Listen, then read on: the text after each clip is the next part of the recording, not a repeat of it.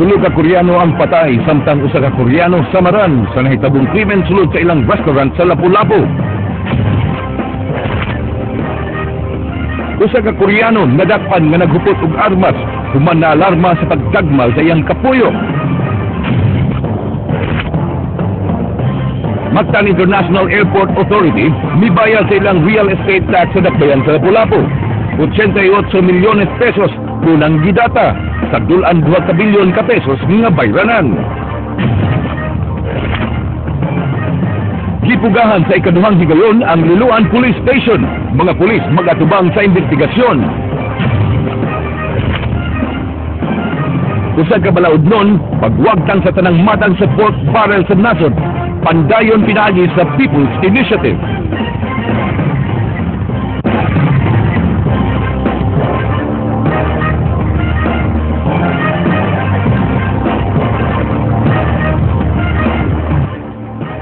Bayo na po Sugbo, Kabisayan. Ani ang labing labas nga mabalita atod kaninyo sa kinatibukang pwersa sa News 5. Ako si Frank Malilong Jr. Ihatod na mo ang mas komprehensibong impormasyon. Ako si Georgia Herrera. Ihumpong ni Governor Junjun Davide ang mga kadagkuan sa power sector sa Sugbo pagsusi sa kahimtang sa kuryente nunot sa nagkataas na demand karong panahon sa tinginit. Gisugyot sa Energy Regulatory Commission nga makabatunog interruptible load program. King Perez, Suginlimi. Atol sa panagtagbo kaganiha sa power sector nang inahanglan og 816 megawatts nga supply sa kuryente ang lalawigan sa Sugbo. Red alert sab karon ang Cebu Panay Negros Grid nga mao'y agian sa kuryente gikan sa mga power supplier padung sa mga distributors niini. Gipasalig hinuon ang National Grid Power Corporation nga masulbad ra ang maong problema kay mukuha sila og dugang 250 nga megawatts nga supply sa kuryente gikan sa Luzon. Madungagan pa og supply ang Sugbo kay gipanglantawan nga maayo na ang planta sa Cebu Energy Development Corporation nga anaa sa dakbayan sa Toledo. Red gapon mo. Red gapon kay kuwang man.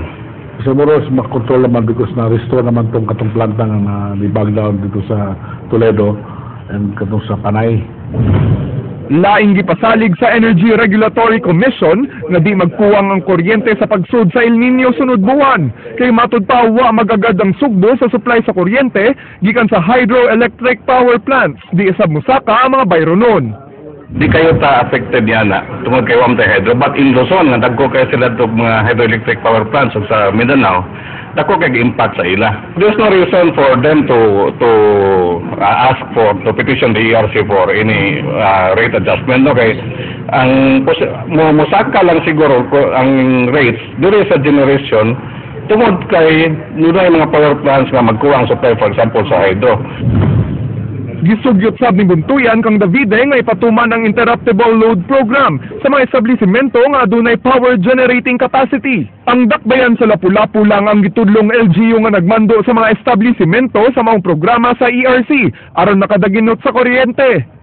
Sa panahon nga dunay shortage sa kuryente, sa dako-dako ang shortage, pwede ra i-cover sa interruptible load program. Sa pagkakaroon ng Lapu-Lapu may dunay klarong enforcement ana.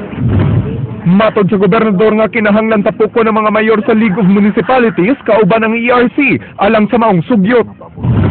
Ato unang bitingan ng mga mayor na para maaway po sila naman. Mupatawag og laing meeting sa power sector si Davide alang sa pagtuon sa himuong long-term nga mga solusyon pagtubag sa suliran sa supply sa kuryente sa Sugbo. King Perez, News 5. Hustisya o kalinaw alang sa mga biktima sa mga krimen sa Sugbo gipangandoy sa simbahang Katoliko. Leslie Caminado Bistil, Suginlimi. Gikasubo sa simbahan ang naitabong dagko ug madugoon nga krimen sa Sugbo. Mato ni Cebu Archbishop Jose Palma, posible makahatag og bating imay sa dapit. Nang hinaot si Palma nga mahatagan og hustisya ang mga nabiktima sa niluog nga krimen, hilabi na ang pamilya sa Koreano nga gipamatay sa dakbayan sa Lapu-Lapu. And so we say, no, we feel sad about it. We hope that justice would be served, that there is a way to apprehend the guilty, and of course the justice may be served. Gihangyo usab ni Palma ang katawhan nga maghiusa sa pag-ampo alang sa kaiwan sa tanan. Bisan sa kadaghang pagsuway sa katilingban, dili unta makalimot ang katawhan sa pagsampit sa labang makagagahom. Pangando ni Palma nga unta mahimong better place to live ang Sugbo. We appeal to the heart, of course, and to everybody, to all of us, na, you know, we can make Cebu a peaceful community, we can make it a better place to live in. Leslie Caminari-Vistil, News 5. Gipahigayon karong adlaw ang ikaupat nga hugna sa PGS kon performance governance system sa mga police chiefs sa Region 7. Sila miatubang sa mga PGS uban sa mga opisyal sa kapulisan gikan sa Kampo Kami ug mga representante sa nagkalain-laing mga sektor. Ang mga panelista mao ang evaluate sa performance sa mga pulis. Gisukod ang ilang performance pinaagi sa pagkabot sa ilang mga targets o gipakita nga good governance. Ilisan ang mga hepe sa provincial o city office nga dili makapasar. Miatubang karong adlaw ang mga hepe sa kapulisan sa lalawigan sa Sugbo, Bohol, Negros Oriental ug Siquijor. Uban kanila ang mga hepe sa kapulisan sa siyudad sa Mandawi ug Tagbilaran ug ang Regional Safety Battalion. Bakit tayo nagkakaganito? Dahil the Philippine government would like to increase our investment grade. And tamang-tama ito, timing, kaya tayo nagmamadali. Almost all agencies in government, plus all local governments, are trying to be PGS certified because of APEC. Nidata na sa ilang utang sa real property tax sa kagabhanan sa Dakbayan sa Lapu-Lapu ang Mactan Cebu International Airport Authority. Mikabat sa kapin usa ka bilyon ng utang sa maong tugpahanan sa maong Dakbayan. Jinky Bargio, Sugin Limi. Human sa pila ka tuig nga pagpinaabot ni bayad na gyud sa ilang pasiuna nga bayad nga 88 million pesos ang Mactan Cebu International Airport Authority isip data sa ilang real property tax. Matud ni Mayor Paz Radaza, dako ug matabang ang maong kantidad alang sa ubang proyekto sa syudad. Ang MCIAA dunay kinatibuk ang utang sa LGU nga 1.79 billion pesos nga tax. Doon naman a portion of the amount being paid to us. Doon na sa portion nga to sa Special Education Fund. So makadugang sa mga classrooms na to. Nang hinaot si Mayor Radaza nga mahimo na unyang regular ang pagbayad sa MCIAA aron dunay magamit ang Lapu-Lapu City Government sa uban pa nila nga proyekto. Gipaabot na lang karon sa mayor ang desisyon sa Korte Suprema kung pabayron pa ba ang MCIAA sa ilang tax penalties. Nagisugdan na nila ba because I know nga doon na pa may mga mo follow because I think specific man siguro ang ilang kuan which property ang gibayran nila. Jinky Bargio, News 5. Niduaw si Daan Bantayan Mayor Augusto Coro sa Kapitolyo kaganiha aron makig-coordinate sa Kapitolyo nga mopahigayon og drug test sa mga kawani sa ilang munisipyo. Kay nung duman nga gisugdan sa Cebu Provincial Anti-Drug Abuse Council niadtong Martes, ginilang gipaubos og random drug test ang mga government employees sa lungsod sa Moal-Boal. Matud ni Mayor Coro nga aduna sa gidudahang sakop nga adik ug andam mo gasto ang lungsod sa pagsusi kung tinuod kini. Na-due process and most likely is as what I've seen dili naman yung kaya ni sila mga matawag nato og kining kuan sa trabaho so pwede ra jud panang tangon pwede ra jud nato ilisan.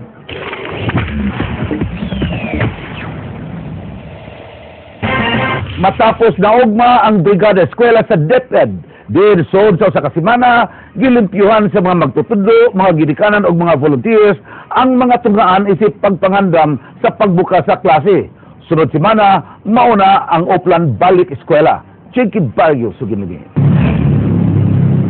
Kutob na lang ugma ang tinuig nga programa sa Department of Education nga Brigada Eskwela ug sunod semana sugdan na nila ang pagpatuman sa laing advokasya nga Oplan Balik Eskwela. Buot pasabot gasugod karong Lunes usa ka help desk ang ibutang sa matag tunghaan nga mao'y moalalay sa mga bata nga gustong mobalik og eskwela.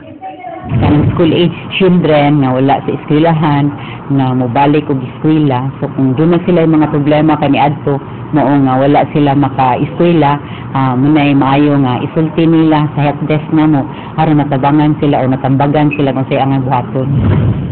Dugang sa DepEd Cebu City, andam na sila alang sa pagbukas sa klase karong Hunyo 2. 95% na sab sa tanang eskwelahan nga naguba sa miaging linog ug bagyo sa nakalabay nga tuig ang naayo na. Before sa brigada, ninguman ko nga 75% of those that needs repair is being repaired ongoing man na. Karon akong among kuan gamay na malang eskwelahan nga wala pa na kumato na ang doon karon. Gilauman sa DepEd ang 2% nga pagsaka sa ihap sa mga enrollees sa tanang pampublikong tunghaan karong tuiga. Jinky Bargio, News 5. Napalgang patay sod sa ilang gipanag-iyang restaurant ang tulo ka mga Korean nationals. Suspect ang bana sa usa sa mga biktima. Ryan Sorote, Sugin Living. Dagang lama sa dugo og nangabungkag na mga lingkuranan sa Hangawi Restaurant dinhi sa Bagong Buhay 2 sa Barangay Maribago, Dakbayan sa Lapu-Lapu kagahapon nga may lugar nga gikamatyan sa mga tag-iya niini. Sa amateur video, nagtapad nga wa nay kinabuhi ang magtiayong Korean national nga silang Hoan og Kim Sunok doon sa pansayan, samtang ang pateng lawas sa ilang anak nga babae nga si Yung Mian ang naa sa kusina. Nakahiagom og di mo minon sa tulo ka mga sama dinong gaba ng mga biktima, din ang suspect sa krimen ang bala ni Yong nga si Kim Si-woon. Pasado las 5 kagahapon sa hapon na diskubrian sa higala sa mga biktima ang krimen. Ito, gitawag ko sa Koreana, ipacheck daw ang kwarto. Mao na to, akong gicheck. Pag-check na ko, paglakan na ko mga 5, 7 na. Naidugo, mato na atras ko, mato na nawag og pulis.